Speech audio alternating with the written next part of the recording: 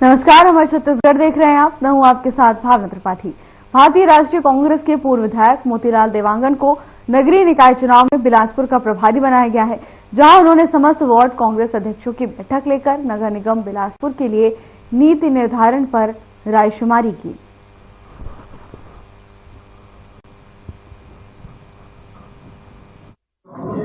सत्ता प्राप्त की है। आज देखिए पूरे प्रदेश में किसान रुष्ट है।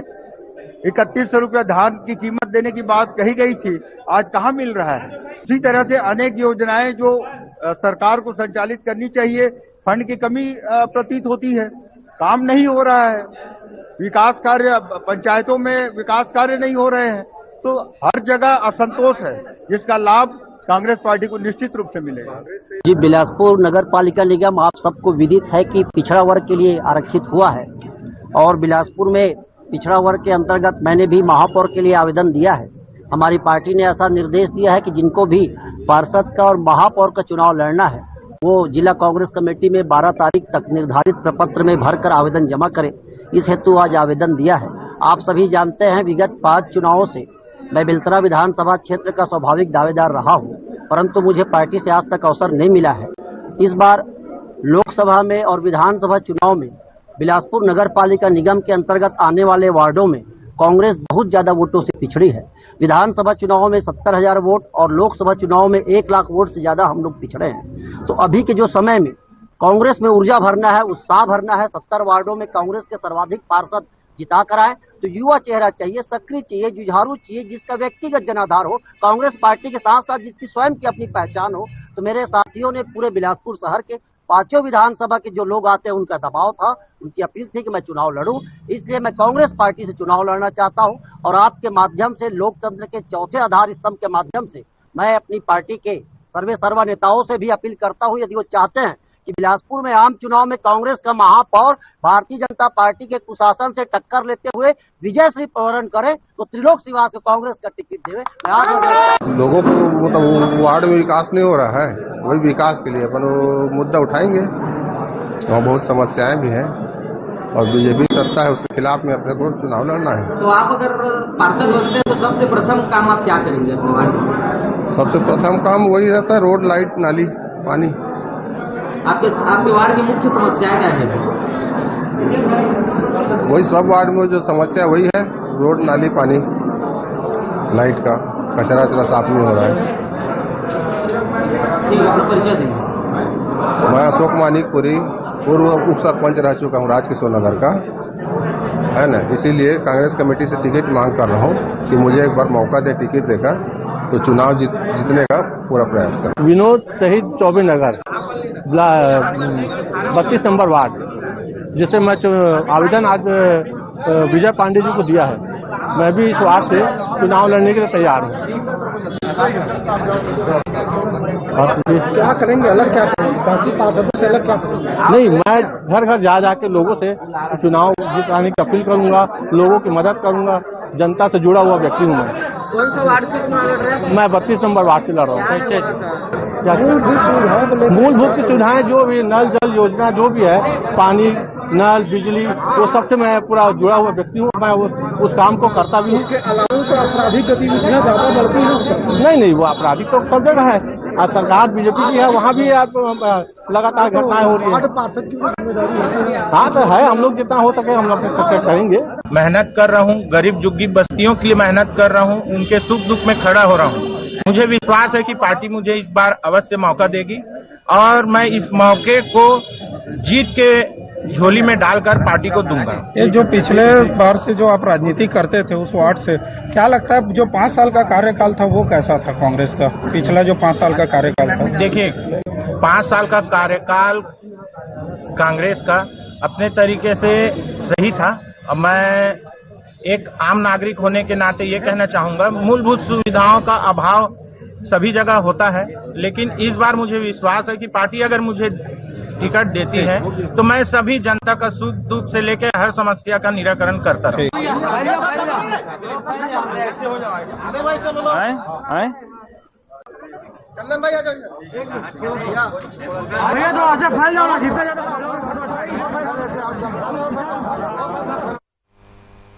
यूं तो कई बार अस्पताल से डॉक्टर्स की लापरवाही की खबरें सुर्खियों में बनी रहती हैं। कई बार कई गंभीर मामले मुद्दे बने रहते हैं। ऐसे में लोरमी से इस वक्त की बड़ी खबर सामने आ रही है, जहां लोरमी के 50 बिस्तर वाले अस्पताल में डॉक्टर की लापरवाही से प्रसव के दौरान महिला की मौत हो गई, जिस पर परिजन भड़क उठे। आखिर क्या है पूरा मामला, देखिए इस खास रिपोर्ट में।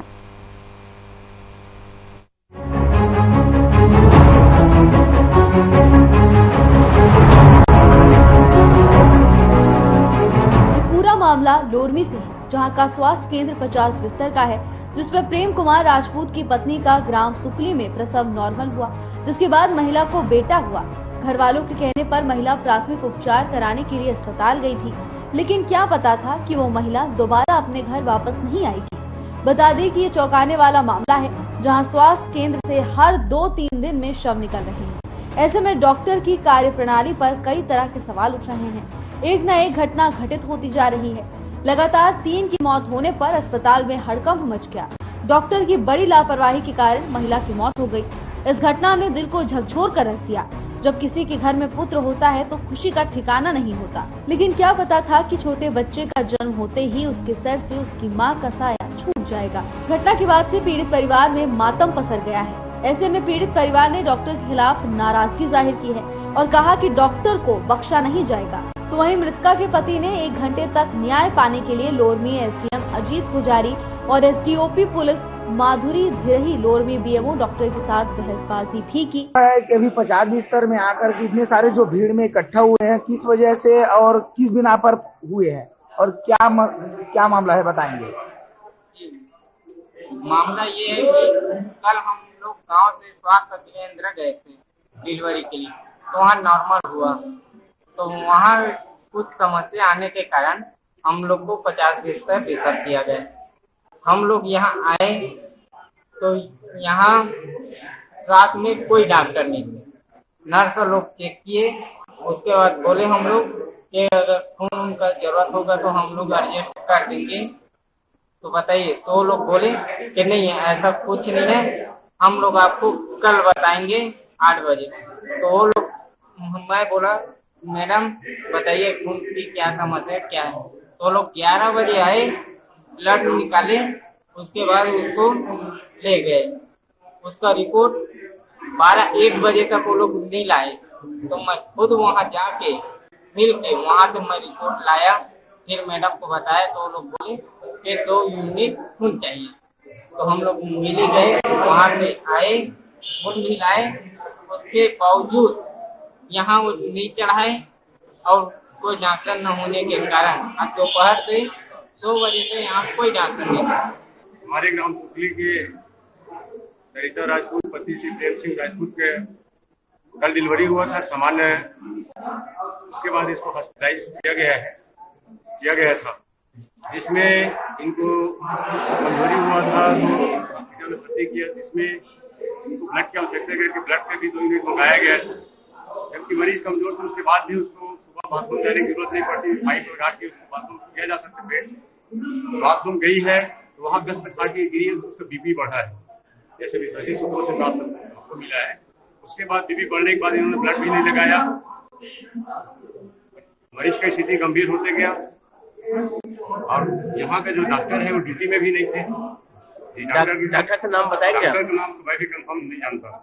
जो यहाँ का डॉक्टर है, जो बीएमओ है डॉक्टर जी साहू है, वो भी नहीं थे, आज आए हैं अभी, मरने के बाद आए हैं, ऐसा बताया जा रहा है। आप घटना के दौरान पीरियड में ड्यूटी डॉक्टर जो है, डॉक्टर की जबकि डॉक्टर को था ही नहीं, एमबीबीएस जो भी डॉक्टर है वो उस पीरियड में नहीं थे। तो इसमें तो भाई मैनेजमेंट का ही है, प्रबंधन का ही है। जो बीएमओ है हमको देखना चाहिए कौन सा डॉक्टर की ड्यूटी, डॉक्टर उस समय में वो नहीं है, लापरवाही क्यों बरत रहे हैं। इसमें तो घोर लापरवाही है कि डॉक्टर का ही है कि देख रेख नहीं करते, सही पे मैनेजमेंट नहीं होता, स्टाफ नहीं रहते, कोई दवाई ब्लड ला के लगती है उसको टाइम पे नहीं लगाते। ये तो पूरा मैनेजमेंट का ही यहाँ का जो है बीएमओ का ही है, लापरवाही है। हम कार्रवाई चाहते हैं कि इनके ऊपर उचित कार्रवाई होना चाहिए, ताकि इस प्रकार का जो घटना है भविष्य में पुनरावृत्ति न हो। इस प्रकार की कार्रवाई नहीं होता, हमारे डेड बॉडी को रख करके हमारे जो सभी लोग खड़े हैं, हम एडीएम से ये बात हुई हमारी, हम आश्वासन दिए कि हम आपको हार्ड डिस्क को कॉपी देंगे और उचित कार्रवाई करेंगे। नहीं होगा तो सुबह फिर उसकी सर्विधि के लिए हम लोग सोच रहे हैं, नहीं अगर हुआ तो डेड बॉडी को रोक के चक्का जाम भी किया जा सकता है। अपना नाम और परिचय बताएंगे। रवि कुमार राजपूत शुक्ले। आखिरकार लोरमी एसडीएम ने मृतका के घर वालों को समझाइश देकर आरोपी डॉक्टर के ऊपर कड़ी से कड़ी कार्रवाई करने की बात कही है। तब जाकर मामला थोड़ा शांत हुआ। यही नहीं, महरपुर की मितानिन ने लिखित आवेदन पहले देकर एसडीएम कलेक्टर को ज्ञापन दिया था कि यहां घोर लापरवाही चल रही है, कितने लोगों की जान जा रही है। ये पहले ही आवेदन दे चुकी थी। इसके बाद भी इन डॉक्टर के ऊपर कोई कार्रवाई नहीं हुई और घटना घट गई। अगर प्रशासन पहले से ही ध्यान रखता तो इस तरह की कोई घटना नहीं घटित होती। यहाँ के नर्स डॉक्टर के काले कारनामे से ये अस्पताल 50 बिस्तर दलालों का गढ़ बन गया है। इन दलालों के चलते कितने लोगों की जान जा रही है। आए दिन किसी के पिता तो किसी की बेटी तो किसी के बच्चे की जान जा रही है। ऐसी घटनाओं ने सबको झकझोर कर रख दिया है। परिवार है, प्रेम सिंह राजपूत की पत्नी जो प्रसव के दौरान प्रसव हो गया था, प्रसव के दौरान के बाद उसकी मौत हो गई है। उसके संबंध में वहां के ग्रामीणों ने यहाँ आके थोड़ा सा अस्पताल व्यवस्था या प्रबंधन के खिलाफ जो है कार्रवाई करने के लिए एक मांग रखी थी। उसी के तारतम्य में हम लोगों ने यहाँ पे उनको बुलाया, समझाया और ये कहा कि जो मौत हुई है वो बहुत हृदय विदारक है, इसकी जांच की जाएगी और जो भी दोषी होंगे उसके खिलाफ भी हम कार्रवाई सुनिश्चित कराएंगे। उनकी जो मांग थी कि यहाँ की व्यवस्था लचर है या सही टाइम में उनको उपचार नहीं मिल पाया, इसके कारण जो है प्रसूता की मौत हो गई। तो ये भी हमारे विचारण केंद्र में आएगा, जांच के दायरे में आएगा कि कहाँ पे गलती हुई या कहाँ से गफलत हुई, किसने किस स्तर पे अपनी जिम्मेदारियों का निर्वहन नहीं किया। उसके संबंध में हम एक जांच टीम बनाएंगे और जो जिला स्तर से संचालित होगी या जिला स्तर पे बनेगी, ताकि यहाँ की जो व्यवस्था है या जो गलतियां हुई है उसके संबंध में हम कार्रवाई करके आगे इसके लिए क्या इसका निपटारा किया जा सकता है, क्या रोकथाम की जा सकती है, उसके खिलाफ वैसी योजनाएं बनाएंगे। सर, लगातार ऐसी घटनाएं सामने आ रही है, जिसमें कुदुर ताल भी ऐसे ही घटना हुआ है 4-5 दिन पहले और फिर लगातार ऐसे हो रहा है। कहीं न कहीं कहा जाए तो बड़ी लापरवाही हॉस्पिटल का जो है लापरवाही सामने। हाँ, ये है कि बात सुनने में आ रही है कि ऐसी लापरवाही हो रही है। तो मैंने अभी अपने साथी डॉक्टर साहबान लोगों को बुलाया है और बैठा के हमने ये इस बारे में विचार करेंगे, चर्चा करेंगे कहाँ पे ये गफलत हो रही है, क्यों गड़बड़ी हो रही है और यदि गड़बड़ी हो रही है तो इसका कारण क्या है।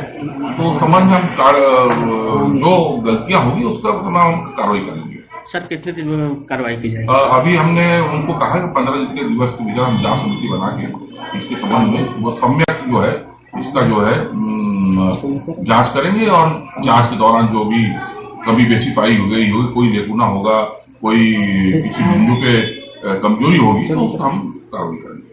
सर, एक मामला और है सर, लास्ट सवाल।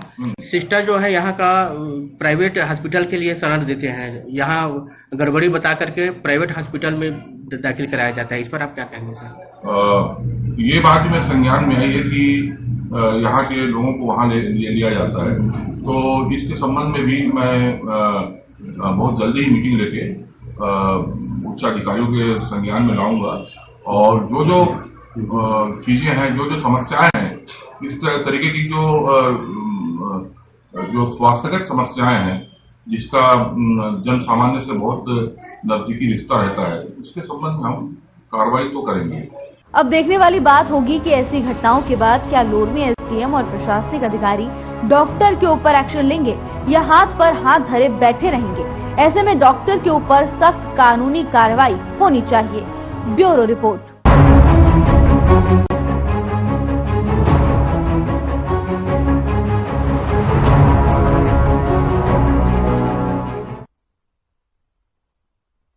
पूर्व विधानसभा अध्यक्ष धर्मलाल कौशिक ने नगर पालिका परिषद बोदरी में लगभग 3 करोड़ 27 लाख रुपए से ज्यादा के विकास निर्माण कार्यों का लोकार्पण और भूमि पूजन किया। पूर्व विधानसभा अध्यक्ष धर्मलाल कौशिक ने बिल्हा विधानसभा अंतर्गत नगर पालिका परिषद बोदरी में लगभग 3 करोड़ 26 लाख रुपए से अधिक के विकास निर्माण कार्यों का लोकार्पण और भूमि पूजन किया है। आपको बता दें कि अवसर पर कौशिक ने कार्यक्रम को संबोधित भी किया और कार्यक्रम को संबोधित करते हुए उन्होंने क्षेत्र की जनता को क्षेत्र में हो रहे विकास निर्माण कार्य के लिए बधाई और शुभकामनाएं भी दी।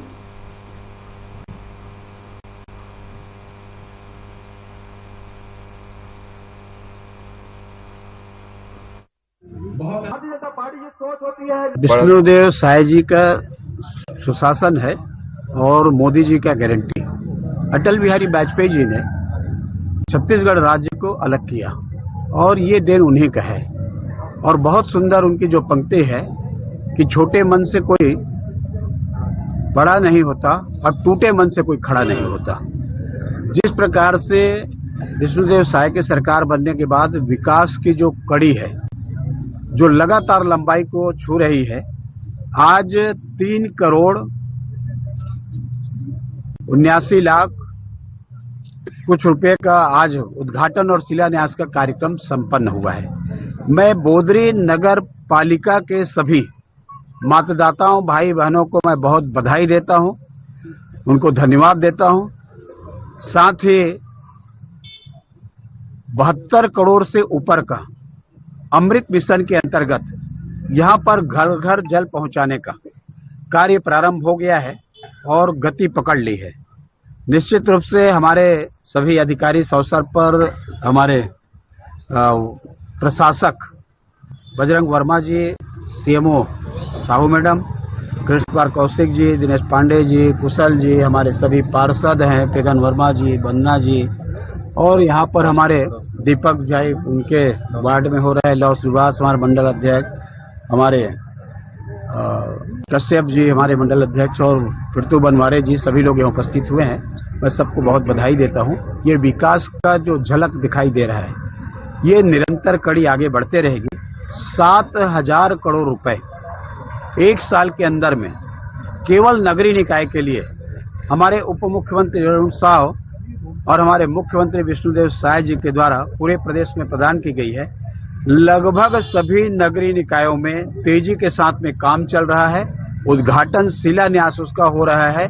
ये विकास का परिभाषा को परिभाषित कर रहे हैं कि पिछले 5 साल कैसे रहा है और अभी कैसे हो रहा है। ये अपने आप में मुझे बताने की जरूरत नहीं है, विकास बोलता है। नगर पालिका बोदरी के वार्ड 3 में हमारे छत्तीसगढ़ के सपना देखने वाले, हम सबके प्रेरक, राष्ट्र के प्रेरक, हम सबके सम्मानीय अटल जी के यहाँ पर मूर्ति का अनावरण हुआ और अटल जी ही छत्तीसगढ़ के सपना को साकार भी किया।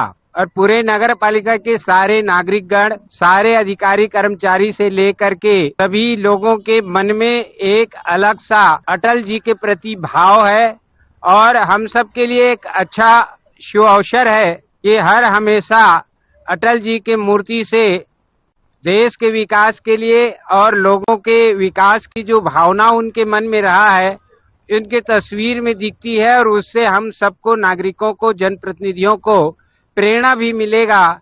इसलिए ये मूर्ति हमारे लिए बहुमूल्य है और उनके हर हमेशा उनकी प्रेरणा के स्रोत के रूप में ये सारे क्षेत्र और नगर के लिए प्रेरणादायी के रूप में रहेगा।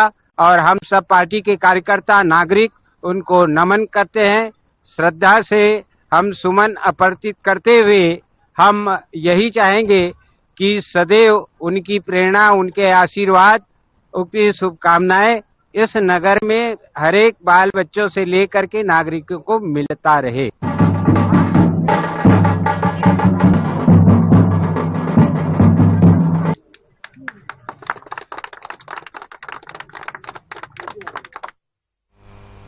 बीजापुर के हिरोली में रहने वालों को सरकार ने सड़क की सुविधा क्या दी? ग्रामीणों की मूलभूत सुविधाओं के रास्ते खुल गए। हिरोली में हो रहे विकास से लोग खुश नजर आ रहे हैं। देखिए ये खास रिपोर्ट।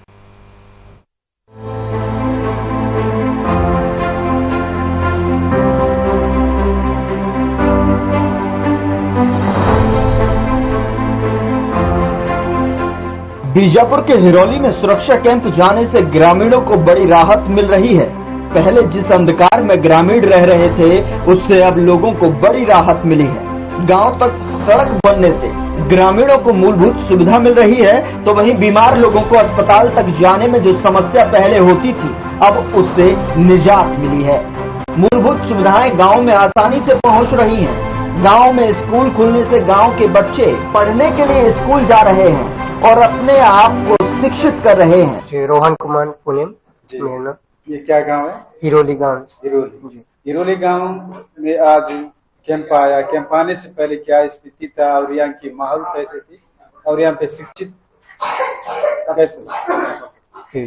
तो पहले यहाँ पे कैंप नहीं था, तो इस गांव में थोड़ा माहौल ठीक नहीं था। ऐसे नक्सली लोग ऐसे आते, ऐसी पुलिस लोग भी गश्त घूमते हैं, तो इधर उधर ऐसी कहीं मुठभेड़ होता है तो फायर वायर चलता है, तो हम लोग को गांव वालों को डर लगता था। अभी कैंप आया, रोड आया, तो अभी हम लोग को इतना डर नहीं लगता है। अभी माहौल ठीक हो गया। जी, मैं यहाँ पे हिरोली में शिक्षा दूत के रूप से यहाँ पे हमको घोषित करते हैं कि यहाँ पे स्कूल में टीचर बना दिए और यहाँ पे एक साल, इसी साल से स्कूल रीओपन होगी। कितने क्लास के बच्चे?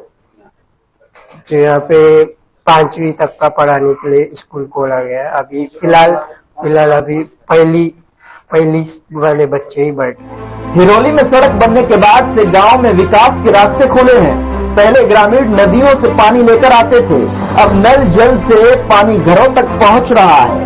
लोगों का कहना है कि प्रदेश की विष्णुदेव सरकार ने मूलभूत सुविधाएं देने का काम किया है, जो अभी तक नहीं हुआ था, वो शायद सरकार ने 1 साल के कार्यकाल में करके दिखा दिया। Bureau report.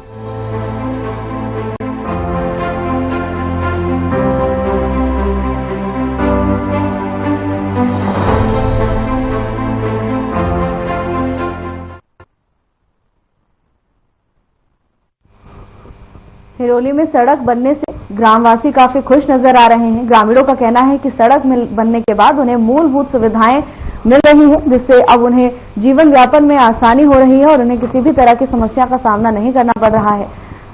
सड़क बनने के बाद ग्रामीणों के चेहरे खिले हुए नजर आए। ग्रामीणों का कहना है कि सड़क बनने के बाद मूलभूत सुविधाओं के कई रास्ते खुल गए हैं और विकास के पथ पर लगातार उनका क्षेत्र आगे बढ़ रहा है।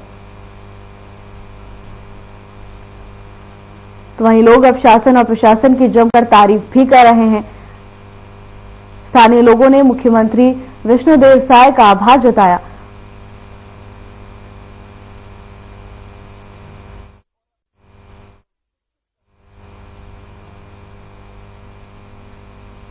मूलभूत सुविधाओं से तरस रहे गांव को मुख्यमंत्री विष्णुदेव साय के कई प्रयासों के बाद विकसित किया जा रहा है। हिरोली को सड़क मिलने के बाद अब ग्रामीणों के चेहरे खिले हुए नजर आ रहे हैं। तो वहीं हिरोली वासियों का कहना है कि सड़क बनने के बाद उन्हें तमाम सुविधाएं मिली हैं, जिससे उनका जीवन यापन आसान हो रहा है।